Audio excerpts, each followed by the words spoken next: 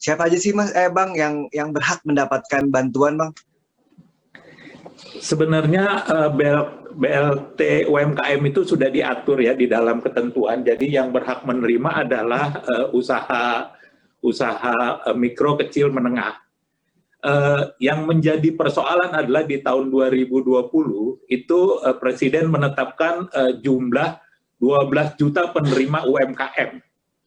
Nah, penerima 12 juta UMKM itu, pemerintah itu belum menyiapkan siapa aja sih yang menerima, akhirnya terbagi semua itu.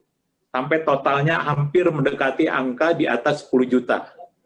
Tetapi di dalam pelaksanaannya, tentunya ada pengawasan dan pemeriksaan. Sehingga banyak penerima BLT UMKM tahap 1 yang jumlahnya 2,4, itu tidak tepat sasaran.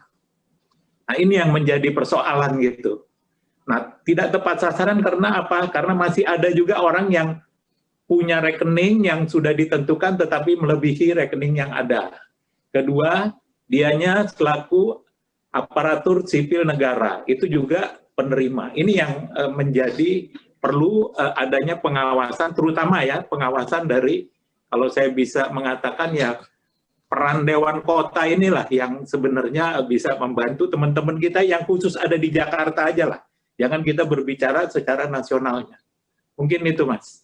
Berarti di BLT tahap pertama, kalau menurut Abang banyak yang kurang tepat sasaran Bang ya? Iya. Nah Bang, ini kan masuk ke tahap kedua nih Bang, BLT UMKM Bang. Benar Bang? Iya.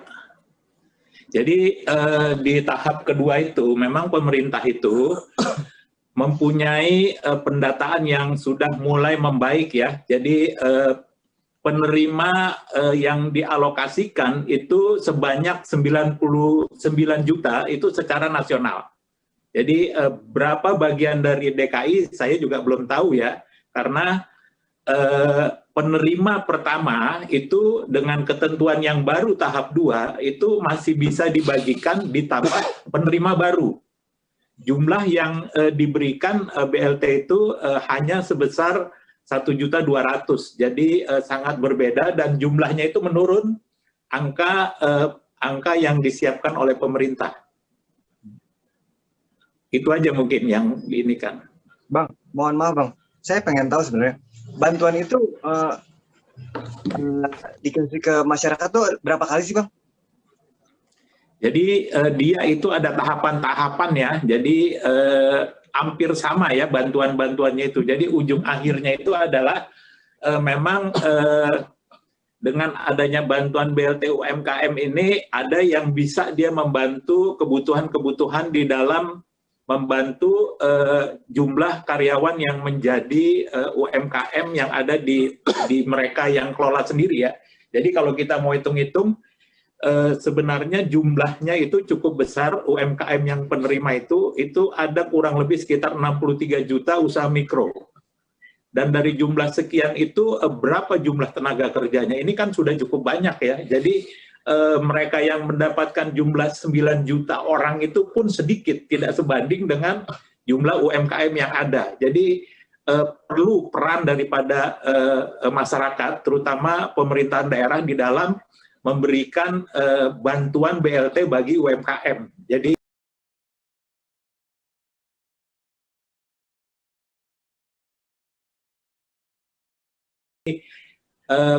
jangan lagi penerima menjelaskan bahwa tabungannya untuk biaya hidup gitu, termasuk BLT itu sendiri.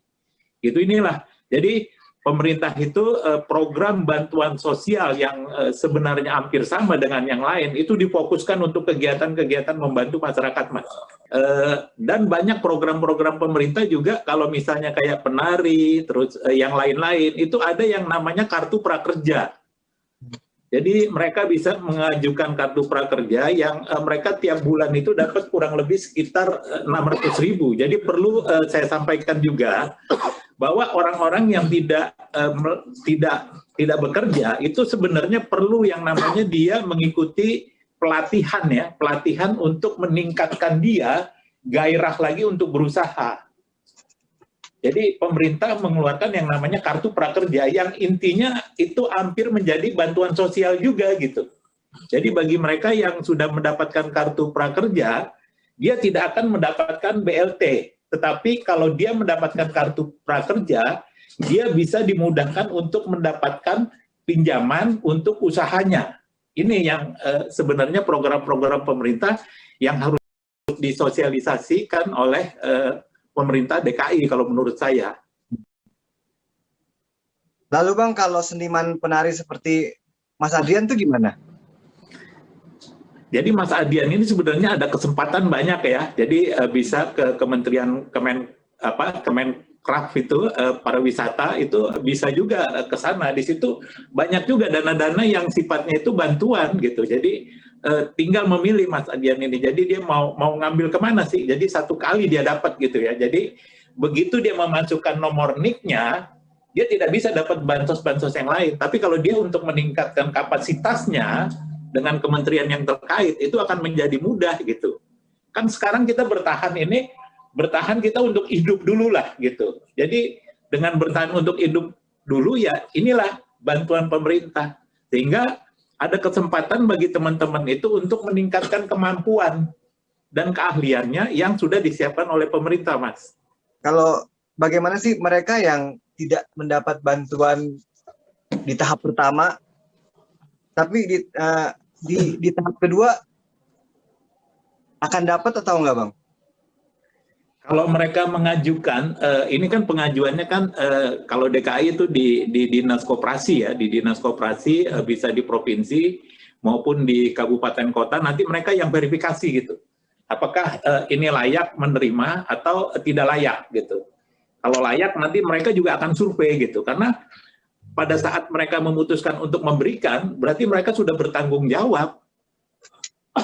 Jadi syarat dan ketentuannya itu memang sudah diatur lah di dinas yang mengurusi bantuan-bantuan khususnya BLT ya. Saya rasa untuk DKI itu nggak ada kesulitan lah, jumlahnya juga tidak begitu banyak ya seperti di provinsi-provinsi lain yang Jawa Barat, Jawa Timur, Jawa Tengah, jumlahnya cukup besar kan itu.